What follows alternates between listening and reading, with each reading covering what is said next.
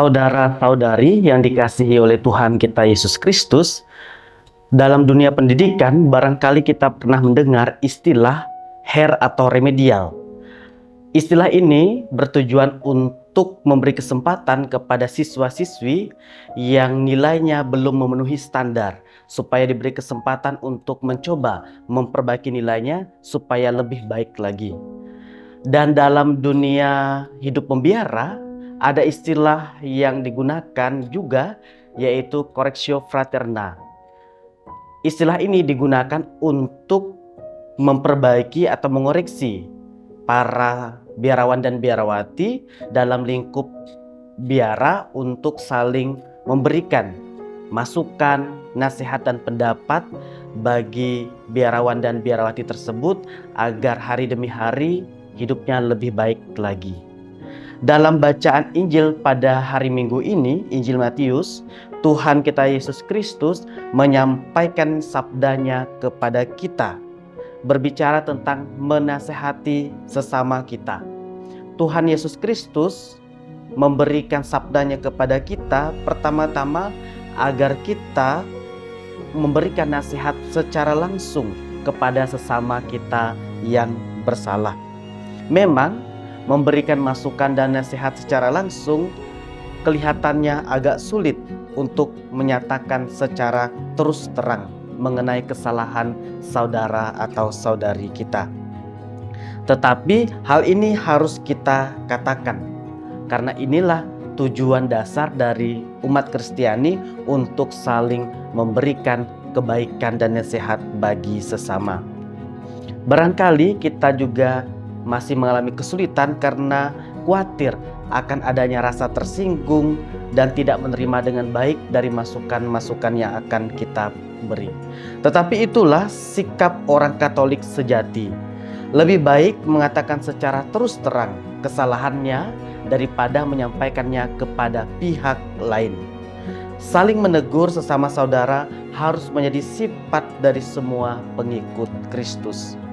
Saudara-saudari yang dikasihi oleh Tuhan kita Yesus Kristus, memberitahu secara langsung bahwa seseorang itu bersalah bukan saja suatu kewajiban, tetapi juga merupakan suatu panggilan dari Tuhan.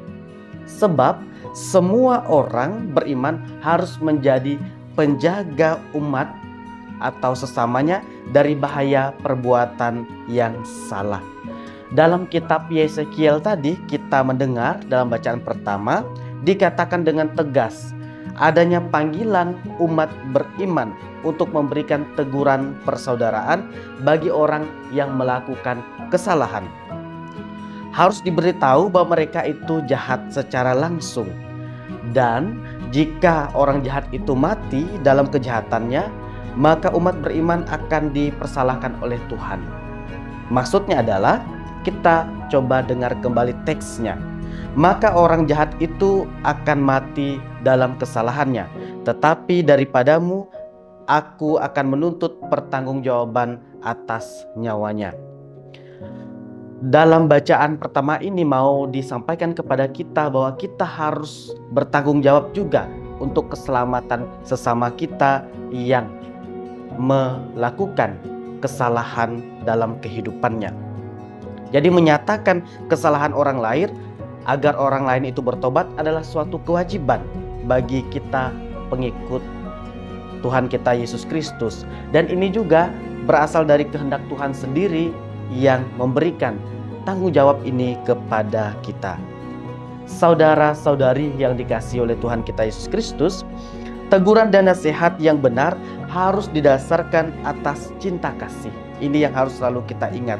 Untuk itu, teguran harus disampaikan dengan santun dan tetap bertujuan untuk kebaikan hidup orang yang ditegur dan dikritik agar disembuhkan.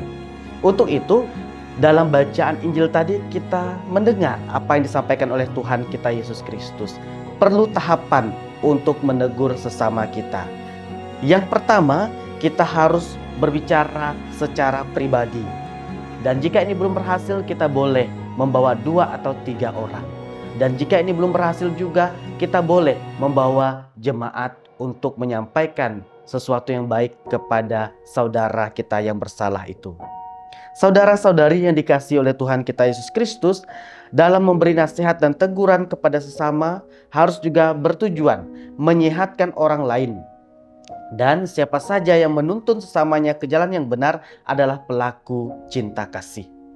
Sedangkan orang yang mencari ketenangan pribadi dengan tidak mau menegur atau tidak mau mengkritik orang yang bersalah bukanlah pelaku cinta kasih. Karena apa? Karena mereka tidak peduli akan kebaikan sesama atau cuek terhadap kehidupan sesama. Mari kita selalu peduli untuk memberi nasihat, saran, dan masukan yang baik dan berguna untuk sesama kita.